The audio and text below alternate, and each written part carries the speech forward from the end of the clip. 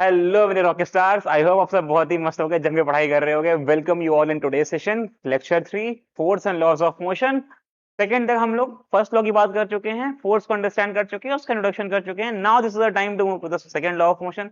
और थोड़ा सा among the three law, this is the one which is crucial, important and slightly जो आपको थोड़ा दिक्कत करेगा समझने में शुरुआत में। ठीक है, तो मेक श्योर पेन कॉपी संग में रहे, पढ़ाई हम लोग अटेंटिवली करें और वीडियो को लास्ट तक देखें। आई एम विशाल भैया, I welcome you all in today's session. Let's begin. Okay, चलो। तो आज करने वाले हैं हम लोग मोमेंटम की study. What is momentum? Momentum होता क्या है? शायद आप लोगों ने ये टर्म सुना हो कहीं पे पहले, या फिर मुझे याद है मैंने ये विराट कोहली की स्पीच में सुना था। Once I was watching the जो उनकी आफ्टर क्रिकेट वाली स्पीच होती है वो सुन रहा था मैं, इन विच ही सेड कि India team is in good momentum and we want to continue the same. तो मोमेंटम का मतलब क्या होता है इसको समझते हैं। With that we are going to understand second law of motion, और इस पे करेंगे हम लोग क्वेश्चन प्रैक्टिस। लेट्स बिगिन बच्चों। पेन कॉपी निकाल ली होगी तो बहुत ध्यान से पहले फर्स्ट लॉ को रिकॉल कर लेते हैं जल्दी से। What is first law? So according to first law of motion, if object is at rest it will continue to be at the state of rest until and unless an external force acts on it। हम लोग को पता है external force भी unbalance होना चाहिए जो उसके मोशन में चेंजेस को ला सके, जो उसके स्टेट ऑफ रेस्ट या स्टेट ऑफ मोशन में चेंजेस को ला सके।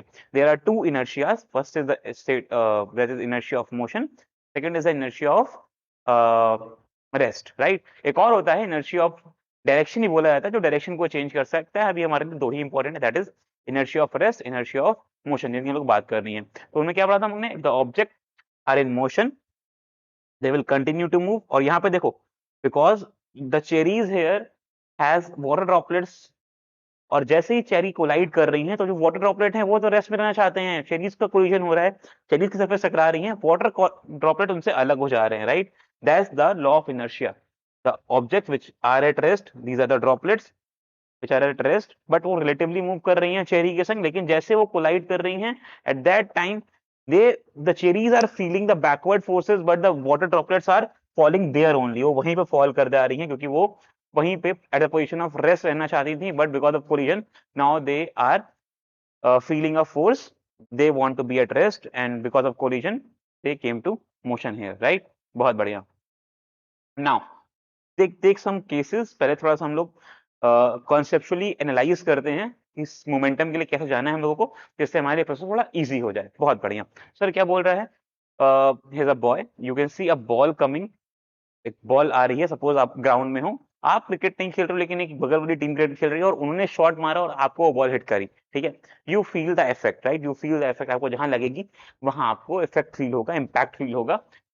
विच वुड हर्ट द मोर? जैसे यहाँ पे बॉल लग रही है लेकिन यहाँ पर, अरे बाप रे बाप, this is a very worse scenario when you are standing whereas a truck is coming और वो आपको हिट कर रहा है, या फिर एक बहुत बड़ा ऑब्जेक्ट आपको आगे हिट कर रहा है। Now in which case you will feel the more effect? Think about it, किसमें इम्पैक्ट बहुत ज्यादा होगा, किसमें प्रॉब्लम ज्यादा होगी? Which would hurt you more? That is you all can feel it, you all can feel, so that's going to be the case of higher masses. जो mass ज्यादा होगा वो ज्यादा इम्पैक्ट करेगा, which is truck here. Truck यहाँ पे बहुत दिक्कत करेगा, right. Okay, so what conclusion is? More massive objects can cause more harm और मोर डैमेज। जितने ज्यादा बड़े ऑब्जेक्ट होंगे उतने ज्यादा वो डैमेज क्रिएट कर सकते हैं, उतने ज्यादा वो हार्म क्रिएट कर सकते हैं।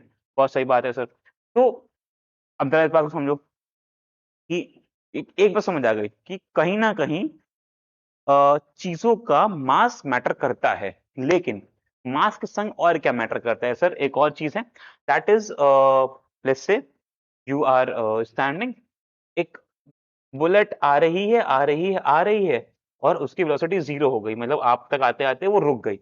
तो क्या आपको इफ़ेक्ट करेगी? नहीं करेगी। आप तक आते-आते वो गिर गई, या फिर आपके फ्रेंड ने वहाँ से धनुष बाण बना के मारा, लकड़ी वाला, जो आप तक आ ही नहीं पाया, वो गिर गया। ठीक है? या फिर उसने स्टोन मारा, पेपर मारा, सीज़र मारा, ठीक है? वो आप तक आके आ ही नहीं पाया, उसकी फाइनल वेलोसिटी 0 हो गई, जब तक वो आपको पता है। Whereas bullet at very high speed, क्या हो रहा है भैया? सत्यानाश। देख पा रहे हैं आप लोग, सत्यानाश हो गया यहाँ पे। Okay, now which is more impactful in this cases sir? The object which are getting fired with high velocities are creating more impact. वो वहां पे ज्यादा दिक्कत कर रहे हैं। तो समझ आ गया ये बात भी। It can be easily implied that more velocity is more impactful, जितनी ज्यादा वेलोसिटी से कोई ऑब्जेक्ट जा रहा होगा उतना ज्यादा इम्पैक्ट करेगा। तो दो चीजें कंसिडरेशन में आ रही हैं सर, एक ऑब्जेक्ट का जितना ज्यादा मास होगा वो उतना ज्यादा इम्पैक्ट करेगा, तो मास जितना ज्यादा इम्पैक्ट उतना ज्यादा, वेलोसिटी जितनी ज्यादा इम्पैक्ट उतना ज्यादा हार्म, उतना ज्यादा डैमेज। तो क्या यहाँ से हम लोग कंक्लूड कर सकते हैं कि इन दो चीजों पे डिपेंड करेगा एक टर्म, उसी टर्म को बोलते हैं हम लोग, that term is what we basically called as momentum, इसी को हम लोग बोलते हैं momentum। तो momentum is something that depends on mass and velocity। so if the mass of an object increases, the momentum of it also increases, the higher the mass is, higher the momentum। if the velocity of the object increases, the momentum of the object also increases। that's what we call as that a truck is at rest, does not require any attention when parked along a roadside। ठीक है, rest पे। But a moving truck, even at a speed of 5 meters per second, may kill a person standing in its path। So velocity is going to matter. Truck है तो mass will matter। A small mass such as a bullet may kill a person when fired from a gun। एक छोटे सा मास, लेकिन अगर speed ज्यादा है, अगर मास छोटा है लेकिन अगर स्पीड ज्यादा है तो वो दिक्कत कर सकता है। यहाँ पे देखो सर, मास ज्यादा था, भले स्पीड कम हो, मास भी ज्यादा है, स्पीड भी कम है तो भी इम्पैक्ट हो सकता है। अगर मास कम है और इम्पैक्ट ज्यादा है, वेलोसिटी ज्यादा है, तो भी वो इम्पैक्ट आपको बड़ा डैमेज कर सकता है। These observation is suggested that impact produced by the object depends on their mass and velocity। Thus we can define a quantity that is very important। It combines the object mass and velocity, which we call as momentum। Momentum is represented by the letter P। ठीक है, that's what we represent it with, that's our momentum। representation is P and is the product of the mass of the object and its velocity, that mass time velocity। So whenever we multiply the mass with velocity, we comes to know that is going to give us momentum, या फिर हमको वो momentum provide करता है किसी भी object का।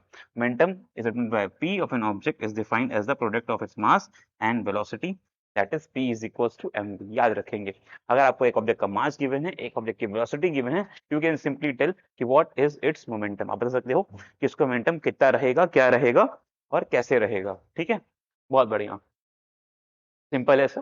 Momentum आ रहा है हमको, कोई दिक्कत नहीं, चलते हैं आगे। ठीक है, चलो। Momentum has both direction and magnitude, बहुत इंपॉर्टेंट बात है सर। तो ऐसा kind of vector, vector quantity है, मास है, वेलोसिटी है। वेलोसिटी क्या होती है सर, एक वेक्टर क्वांटिटी खुद ही होती है। वेक्टर क्वांटिटी होने का मतलब है कि खुद उसके पास डायरेक्शन भी है, मैग्नीट्यूड भी है, वैल्यू भी है। इस direction is same as that of the velocity, जहां वेलोसिटी जा रही होगी वही उसकी डायरेक्शन में जाएगी।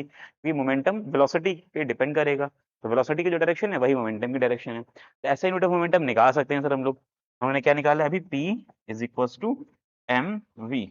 वहाँ पे m क्या है सर, SI की यूनिट होती, SI यूनिट होती है m की kg, मीटर की वेलोसिटी की होती है मीटर पर सेकेंड। तो the SI unit is kg, we can say kg meter per second, that's going to be the SI unit of momentum। You can also write it as kg meter second minus 1। ठीक है, kg ms minus 1, that is, अगर आप इसको ऊपर लेके जाओगे तो sign negative हो जाएगा। बहुत ही सिंपल सर, बहुत ही मजा आ रहा है, बहुत ही हल्का हल्का है ये। मोमेंटम हम लोगों ने पढ़ा अभी, इस मास टाइम वेलोसिटी, किसी भी ऑब्जेक्ट के मास को उसकी वेलोसिटी से मल्टीप्लाई कर देंगे तो वो बन जाएगा मोमेंटम। अटेंशन से सुनना भाई, बहुत ध्यान से सुनना, ठीक है, ओके। चलो चलते हैं आगे, सेकंड लॉ को देखते हैं अभी। What second law says, now understand this. यहाँ पे देखो क्या हो रहा है, just understand the, just see the case, just see the case, what's happening here. See see see see see, मजा आ रहा होगा, पहले तो हंसी आ रही होगी देख के ना, आके निकल रहे होंगे। हाँ बस, लेकिन ये केस है सेकंड लॉ का ही, देखते हैं कैसे। सेकंड लॉ ने क्या कहा, सेकंड लॉ बहुत ही सिंपली बोलता है सर कि अगर हम लोग एक ऑब्जेक्ट पे कोई फोर्स लगाएंगे तो वो उसके मोमेंटम के चेंज पे डिपेंड करेगा। बहुत सिंपल सी बात है सर, मैंने एक बॉल को किक करा, अब मैं जितना ज्यादा फोर्स लगाऊंगा उसका मोमेंटम उतना ज्यादा चेंज होगा। सही बात है, हाँ कि ना। या फिर मैंने एक बॉल को रोका, तो मैं जितना ज्यादा फोर्स लगाऊंगा रोकने के लिए उतना ज्यादा उसका मोमेंटम कम हो रहा होगा। तो फोर्स मोमेंटम को डिफाइन कर सकता है, यही बोला न्यूटन के सेकंड लॉ ने कि force, how the force and momentum they both are related. Force और कोई भी ऑब्जेक्ट का मोमेंटम ये कैसे रिलेटेड है, इनको उन्होंने एक थ्योरी के थ्रू अंडरस्टैंड समझाया और फिर एक कंक्लूजन निकाला through the derivation also. Mathematical derivation के थ्रू उन्होंने रिलेशन निकाला बिटवीन फोर्स मोमेंटम, उससे एक फॉर्मूला निकल के आया, दैट इज पढ़ रहे होंगे हम लोग अभी, बहुत बढ़िया। तो since the application of an unbalance force brings a change in the velocity, क्या कहा हमने, application of the unbalance force can bring the change in the velocity. अगर आप अनबैलेंस फोर्स लगाओगे तो वेलोसिटी चेंज हो रही होगी। जैसे यहाँ पे देखो, पहले ये लोग, भाई साहब लोग कार को मूव करा रहे थे, देख रहे हो आप लोग, कार को मूव करा रहे थे, लेकिन कार जब मूव हुई तो कार ने खुद एक्सेलरेट करा। अब भाई लोग उतनी स्पीड से एक्सेलरेट नहीं कर पाए, उतना चेंज नहीं ला पाए, तो you can see them falling, ठीक है। But the force can make the changes, बहुत सही sir, changes in the speed, changes in the position, changes in direction, changes in shape, पढ़ा हुआ है हम लोगों ने। तो since the applied application of unbalanced force brings a change in the velocity of the object, it is therefore clear that a force also produces change in the momentum। तो sir force क्या करेगा, momentum में change करेगा, क्योंकि velocity change कर रहा है। once the velocity is changed, it causes a change in the momentum। हमने पढ़ा भी p is equals to mv होता है। तो अगर हम लोग क्या कह रहे हैं कि अगर हम लोग फोर्स से वेलोसिटी चेंज कर रहे हैं, मतलब मोमेंटम भी चेंज हो रहा होगा। That's the very simple thing that we are saying कि भैया ये चीजें आपस में इंटरलिंक्ड हैं, अगर ये चेंज होगा तो ये चेंज होगा, तो ये भी चेंज होगा ही। बहुत बढ़िया। Since the application of an unbalanced force brings a change in the velocity, therefore we can say that force can also change the momentum. The force necessary to change the momentum of an object depends on the time rate to which the momentum changes. Sir, अब एक बात और समझते हैं कि object ने अपनी velocity change करने में टाइम कितना लिया, क्योंकि जितना ज्यादा फोर्स होगा उतना कम टाइम लेगा। मानो मैंने बॉल को बहुत तेजी से हिट करा, तो उसकी स्पीड बहुत तेजी से चेंज हो जाएगी, टाइम कम लेगा मतलब। और मैं आराम से, मैं धीरे से फोर्स लगाया, तो सर उसकी वेलोसिटी धीरे धीरे चेंज हो रही होगी। तो there is a time variation also, कि टाइम से वो कैसे रिलेट करेगा।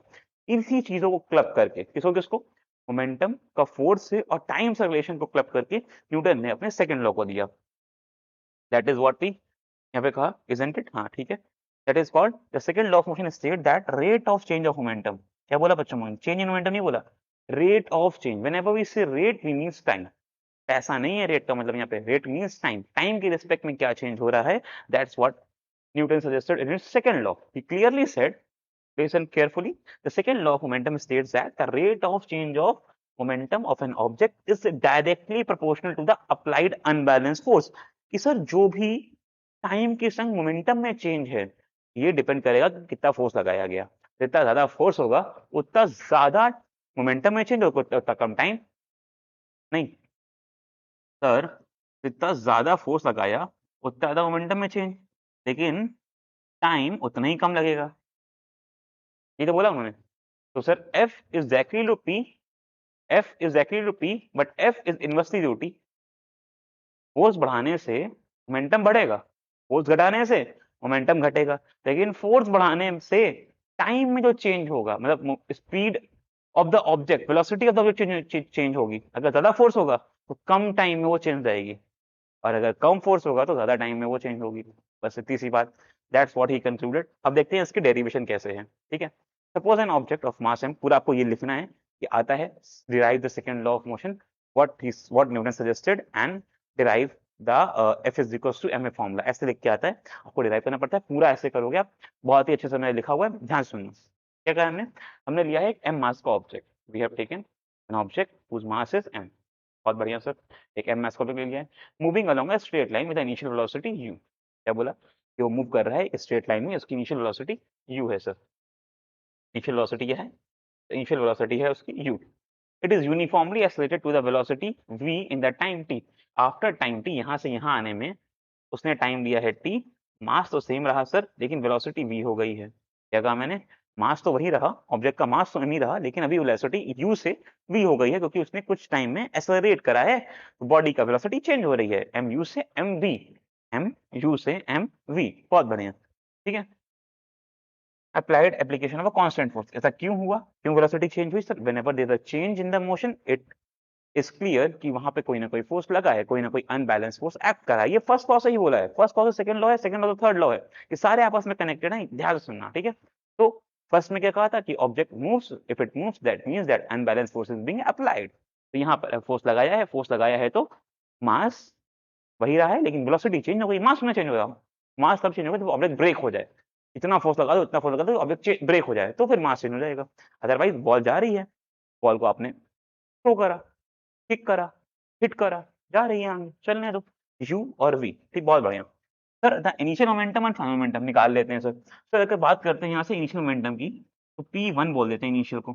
सर मास टाइम वेलोसिटी होता है, तो m इंटू यू हो जाएगा। सर यहाँ से अगर निकालते हैं फाइनल, p2 बोल दें बच्चों, बुरा तो नहीं मानोगे, m इंटू वी हो जाएगा, बताओ हाँ कि ना। Sir what is momentum, mass time velocity, यहाँ वेलोसिटी u है, यहाँ वेलोसिटी v है, बस बस सिंपल। अब क्या बोला भाई साहब, तो अगर हम लोग चेंज इन मोमेंटम निकालते हैं, that is p2 minus p1। Sir v ज्यादा है, मान रहे हैं हम लोग, फोर्स लगा रहे हैं, तो मतलब v ज्यादा है, v ज्यादा है तो p2 minus p1। Sir p2 क्या है mv, p2 क्या है mv, p1 क्या है mu, p1 क्या है mu। सर देखिए mn कॉमन पकड़ में आ रहा है क्या, सर यहाँ पे m और mn को कॉमन पकड़ लेते हैं, क्या बचेगा v माइनस u।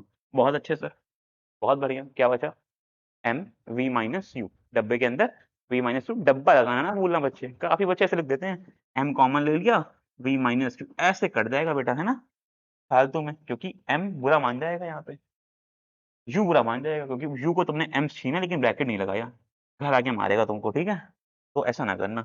अब the rate of change of momentum is what, sir जब हम लोग बात करते हैं rate of change of momentum, तो मतलब सर रेट ऑफ चेंज होता है टाइम, रेट का मतलब क्या है, टाइम, टाइम की संख्या रेट है चेंज है सर, उसकी बात कर लेते हैं, क्या बोलेंगे, बोलेंगे according to Newton second law of motion, force is directly proportional to rate of change in momentum, that is P. P में क्या चेंज होता है, तो रेट बोलते ही टाइम लगा दिया नीचे, तो देखो ऊपर लिख दिया change in momentum, that is what, change in momentum, नीचे रेट, रेट मतलब टाइम, क्या लिख दिया, ऐसे लिख दिया हम लोगों ने, चेंज, या फिर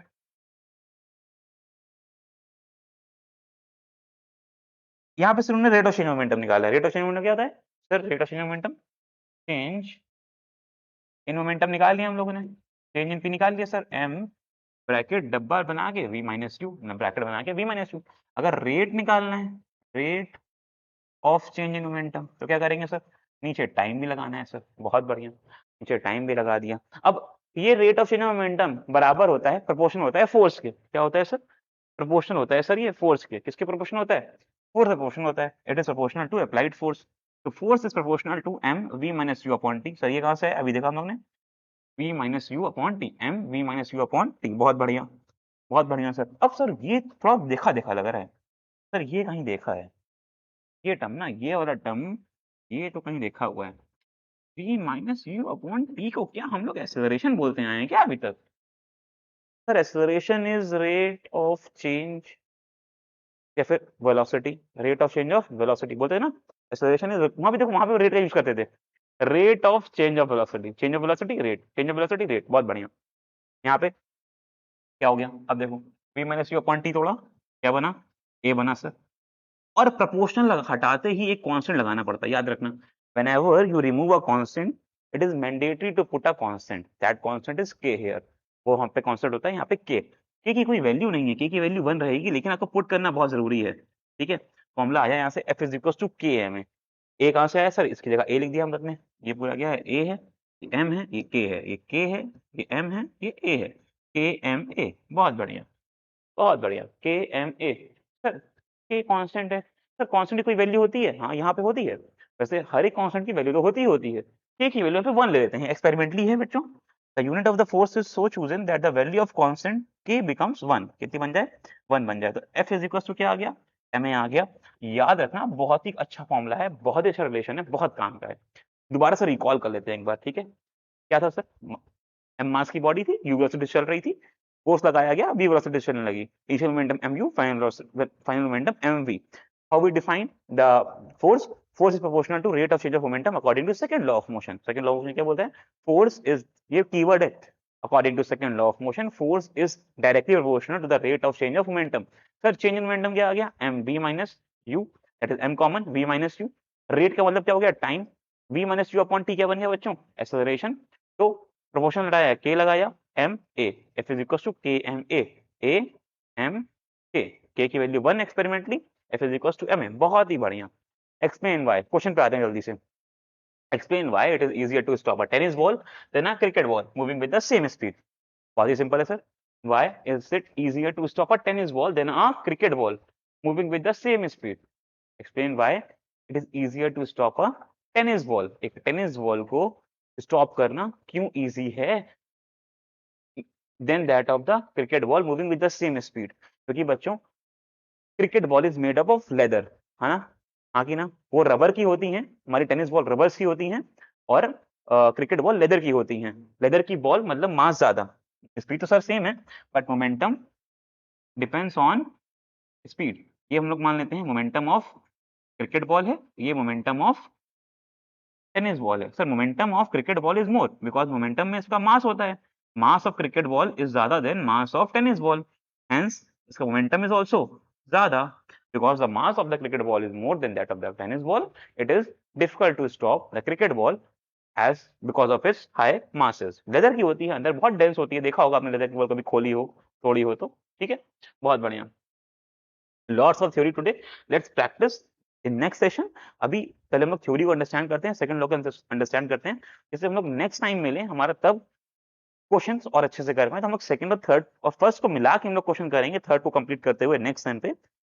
याद क्या रखना है कि जो भी आप नोट्स बना रहे हैं उसको रिवाइज, रिकॉल और एक बार रेफरेंस से जरूर पढ़ना है आपको। मेक श्योर कि आप, अगर आपको 95 प्लस जाना है बोर्ड्स में, तो आप लाइन बाय लाइन रीडिंग कर दे रहो। Math, science, social, Hindi, English में आपको लाइन बाय लाइन रीडिंग करनी पड़ेगी, टाइम निकालना पड़ेगा। एंड गोइंग अहेड हमारे पास दिवाली का टाइम आ रहा है, अभी आपको मैनेज कर रहे हैं बहुत तगड़ा सा टाइम, तो 4-5-6 दिन की छुट्टी है, उनको बहुत पॉजिटिवली तरह से यूटिलाइज करना है, एंजॉय भी करना है फैमिली के संग। No compensation in enjoyment, but keep studying, momentum lose ना करना अपना। अपना मोमेंटम अगर आपने लूज कर दिया पढ़ाई के समय, तो फिर उसको फिर ट्रैक लाने में दिक्कत हो जाएगी। तो थोड़ी देर पढ़ना, मतलब जहां आप 5 घंटे पढ़ते थे, 4 घंटे पढ़ते थे, वहां 2.5 घंटे पढ़ लेना, लेकिन keep on learning, keep on studying, कि आपका पेस ना मिस हो, आपका मोमेंटम ना लूज हो। Keep applying the same forces so as to generate more momentum and in the lesser time, ठीक है? बहुत बढ़िया। Your force should also be directly proportional to the rate of change of your momentum in your studies, ठीक है? किसी का homework question, what is the total momentum of bullet and the gun before firing? जरा सोचो, बताना comment box में, मिलेंगे next time पे डिस्कस करेंगे। तब तक के tata bye bye, I am signing off, your Vishal भैया। Do the drill, like share subscribe आता है आपको। Tata bye bye, see you all.